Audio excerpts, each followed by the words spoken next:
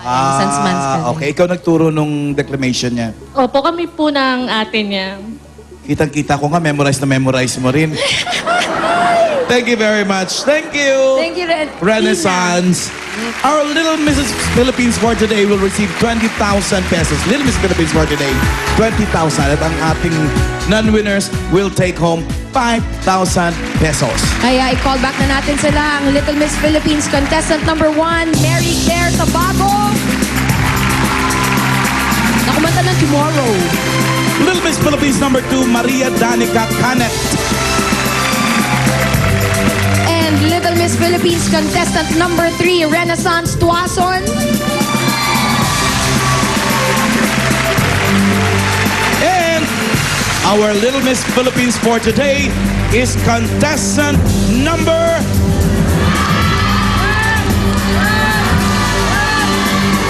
3, Renaissance Tuason.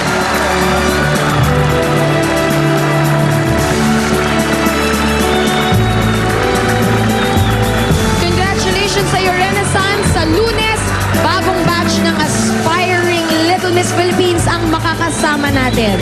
Ito po ay isang patunay na hanggat may bata, may eat bulaga.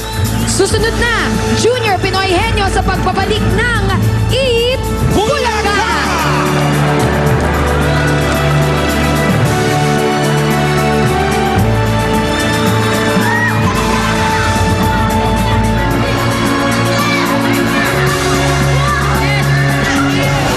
Hinaman ko si Regine at si Lucy. Tinanggap nila yung hamon. Mr. Alan K, alam naman namin na hindi namin kayang mapantayan ang pagiging emotional dancer mo. Kaya eto naman kami ni Miss Lucy. Eto, todo rehearse. Yes. Ay, todo rehearse talaga. Ako ang emotional dancer. Baka pulutin kayo sa kangkungan sa emotions na ilalabas ko sa Sabado. Paano? Ano? Tayo magpapagas na. Quiz time. Good luck.